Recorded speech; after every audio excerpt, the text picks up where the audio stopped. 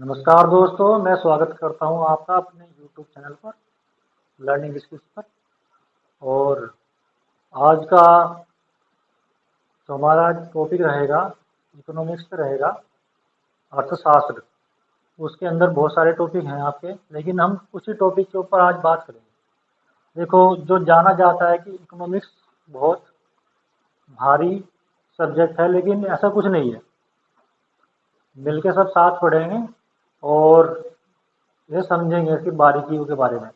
और हर एग्जाम में ये मान के चलो कि आप 2-3 क्वेश्चन आपको इकोनॉमिक्स से जरूर मिल जाएंगे। और बहुत से बच्चे ऐसे हैं कि जो डर के कारण जो है ना, उसे पढ़ भी नहीं पाते। देखो, हम स्टार्ट करते हैं आज यहाँ से। इकोनॉमिक्स इकोनॉमिक्स होता क्या है? इकोनॉमिक्स को आप हिंदी में अर्थशास्त्र बोलते हैं, ठीक है ना। देखो, अर्थशास्त्र आपने नाम सुना होगा, चाणक्य की किताब का नाम भी अर्थशास्त्र था। लेकिन वो जो है ना, वो उसमें पूंजी या किसी के बारे में ना बात करके उसमें राजनीति के बारे में बात की है। ये आपका अलग सब्जेक्ट होता है, अलग विषय होता है आपका अर्थशास्त्र। देखिए, अब अर्थशास्त्र में क्या है? अर्थशास्त्र जो इकोनॉमिक्स होता है ना आपका, उसका जो ये एक यूनानी वर्ड से लिया गया है, इकोनोमिया। इकोनोमिया, मैं आपको बताता हूँ उसका वर्ड का नाम। सही स्पेलिंग आपको एग्जैक्ट स्पेलिंग होती है इसकी, इकोनोमिया।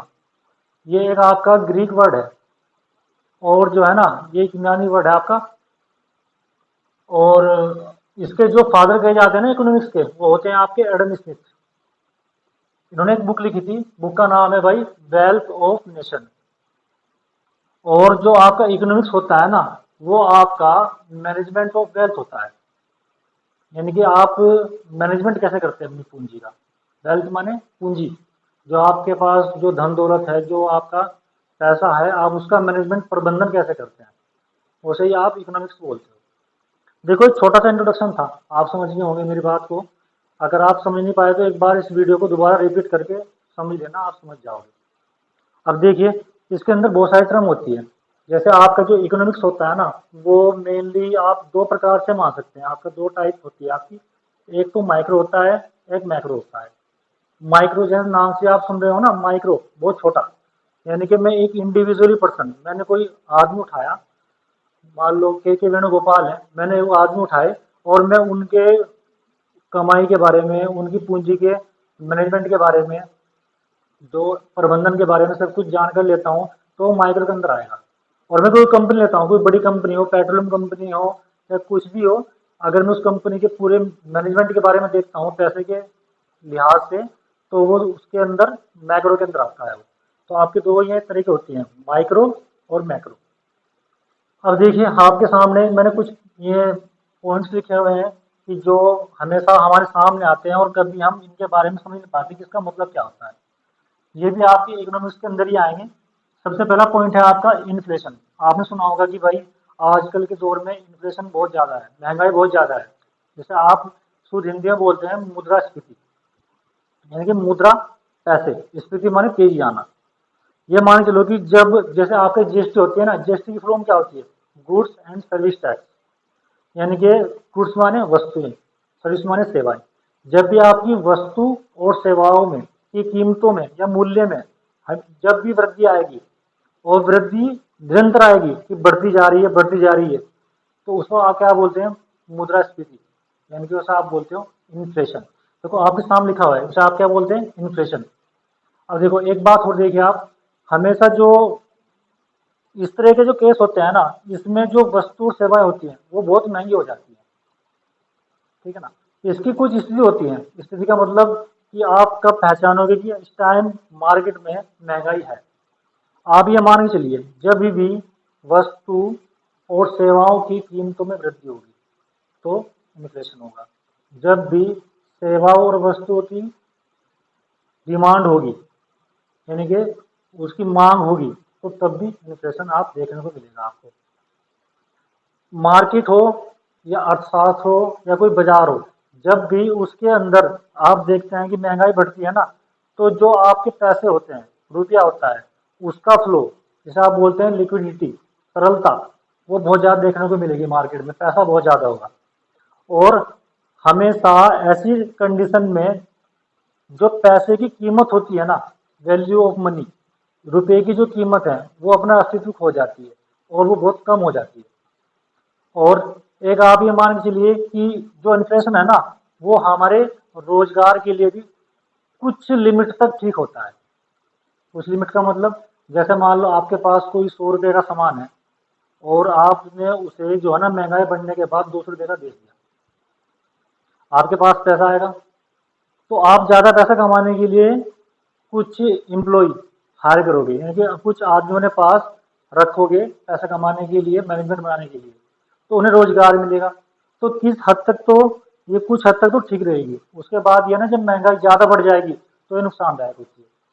इन्फ्लेशन जो है ना आपका टॉपिक हमने अभी पढ़ा है, उस टॉपिक में दो चीज़ होती है आपकी, एक तो होती है डिमांड और एक होती है कॉस्ट।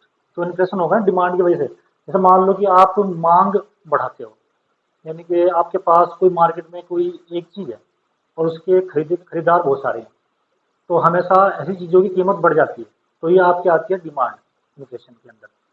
और एक आती है आगे से बोलते हैं डिमांड पुश इन्फ्लेशन, यानी कि मांग जो है ना वो महंगाई बढ़ा देती है। और एक आती है आपकी कॉस्ट पुश इन्फ्लेशन, यानी कि जो आपकी लागत होती है ना वो आपकी महंगाई बढ़ा देती है, उसे क्या बोलते हैं, यानी कि कॉस्ट पुश इन्फ्लेशन। और इसका एग्जांपल क्या हो सकता है, जैसे मान लो कोई आपकी कोई आप कोई अपने घर प्रोडक्ट बनाते हो और प्रोडक्ट बनाने में आपका कोई कच्चा माल इस्तेमाल होता है, लाइट इस्तेमाल होती है, लेबर इस्तेमाल होती है, मजदूरी। और महंगाई बढ़ने के कारण क्या होगा कि भाई वो जो कच्चा माल है वो थोड़ा महंगा आएगा, मजदूरी बढ़ जाएगी, लाइट का बिल बढ़ जाएगा, तो जिसकी वजह से आपका जो प्रोडक्ट बन के आएगा प्रोडक्ट वो थोड़ा सा महंगा बन के आएगा, तो जिसकी वजह से आपकी महंगाई बढ़ जाएगी। ठीक है, तो देखिए ये आपका एक पूरा एक छोटा सा एक पॉइंट था इन्फ्लेशन, जिसे आप हिंदी में बोलते हैं मुद्रास्फीति। मुद्रास्फीति। अब हम पढ़ेंगे डिफ्लेशन के बारे में। देखो डिफ्लेशन क्या होता है, डिफ्लेशन जस्ट इसका उल्टा होता है, यानी कि सेवाएं हो या वस्तुएं, जब भी उसकी मूल्य में लगातार गिरावट या कमी देखने को मिलती है तो उस कंडीशन को आप डिफ्लेशन बोलते हैं। ठीक है ना, ये जस्ट उसका उल्टा होता है। आप देखने को कब मिलेगा कि भाई हमारे मार्केट में डिफ्लेशन है। अब इन्फ्लेशन के जो मैंने पॉइंट बताए थे आपको, एक बार उन्हें आप दोबारा रिपीट कर दो बस उल्टा करके। जैसे सेवाएं और वस्तुओं की कीमत बढ़ जाएगी, तो इसमें क्या होगा, सेवाएं और वस्तुओं की कीमत हमेशा घट जाएगी। और इसमें क्या होगा, जैसे मान लो आपकी डिमांड थी ना, कोई वस्तु या सेवाओं की डिमांड थी, इसमें डिमांड तो बढ़ती थी, इसमें डिमांड हमेशा घटी थी। अच्छा, जो आपका इसके अंदर क्या था, आपके मार्केट के अंदर जो पैसे था उसका फ्लो बहुत ज्यादा होता था, इसमें फ्लो बहुत कम होगा। और मैं आपको एक पॉइंट बता रहा था इसके अंदर इन्फ्लेशन के अंदर कि जो लोग बाग होते हैं ना उनकी परचेसिंग पावर, यानी कि क्रय शक्ति उनकी बहुत बढ़ जाती थी इसके अंदर।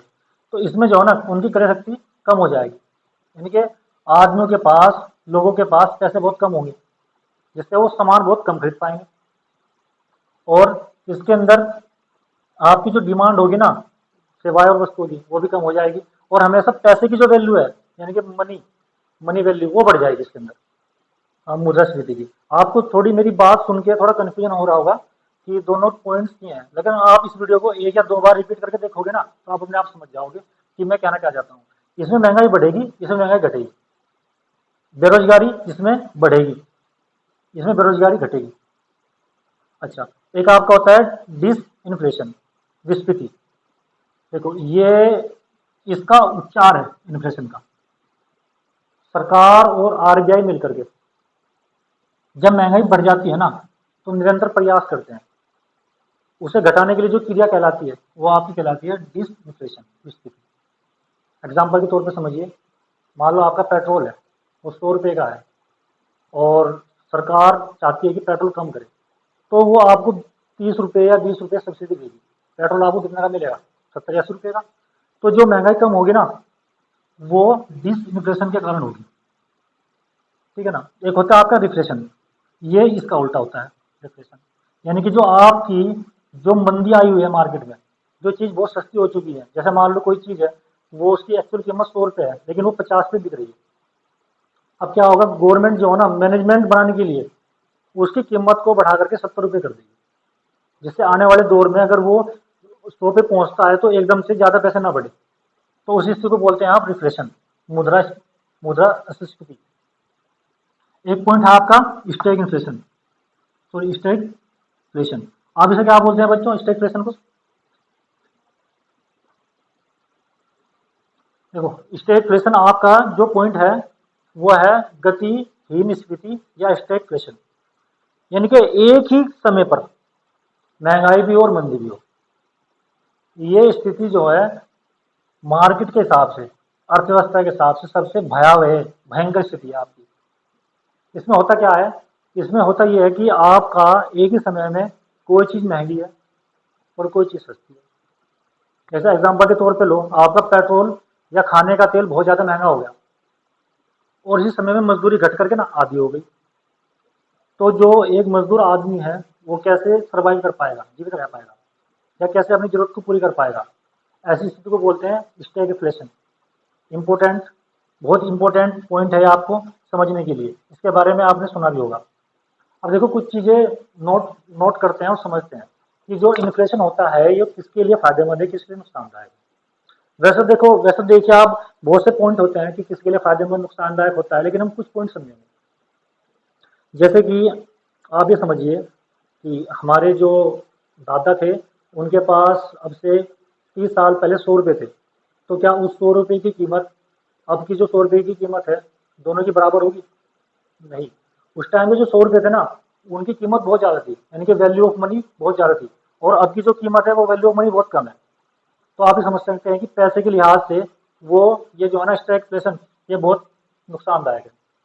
और एक बात समझिए कि मैंने मान लो 100 रुपये का ऋण लिया, ऋण उधार लिया मैंने, और मैं अब चुकाता हूँ 100 रुपये को, जो मैंने 10 साल पहले लिए थे। तो अब मैं चुका दूंगा, उन्हें सस्ते में चुका दूंगा मैं, तो जो ऋण लेने वाला है उसके लिए फायदेमंद है और ऋण देने वाले के लिए नुकसानदायक है। किसान को समझिए, किसान के लिए कैसे है, किसान अपनी फसल बोता है, उसने लागत मूल्य लगा करके आलू बोए जिनकी कीमत 20 रुपये किलो होनी चाहिए थी, लेकिन महंगाई बढ़ने के साथ वो 50 रुपये 60 रुपये किलो बिक रहे हैं, तो किसान के लिए फायदेमंद है। ऐसी बहुत, जैसे मान लो आपका आयात होता है, आपका ये किसान हो गए आपके, और बेरोजगारी हो गई, बेरोजगारी के लिए फायदेमंद है एक लिमिट तक। एक आपने सुना होगा फिलिप कर्व के नाम नाम सुना होगा आपने, फिलिप कर्व। फिलिप कर्व ने कहा है कि जो आपका महंगाई होगी ना, वो आपकी महंगाई हमेशा बेरोजगारी को घटाएगी, हमेशा बेरोजगारी को आपकी महंगाई घटाएगी। और मैं आपको बता दूं, इनके अपोजिट में एक आदमी हुए हैं, उन आदमी का नाम है आपका मिल्टन फ्रीडमैन। मिल्टन फ्रीडमैन ने कहा कि जो ये महंगाई को, जो आपकी महंगाई है या बेरोजगारी को घटाएगी, ये एक लिमिट तक तो घटाएगी, उसके बाद काफी हद तक बढ़ा देगी। तो देखिए, मैं आपको बताना चाहता हूँ कि ये कुछ पॉइंट्स थे आपको जो आपको समझ में आ गए होंगे। मैं आशा करता हूँ कि मैं आगे भी आपके लिए ऐसे छोटे छोटे पॉइंट लेकर के आता रहूँगा, और आप मेरे साथ पढ़ते रहिए और अपनी जो है नॉलेज बढ़ाते रहिए। Thank you.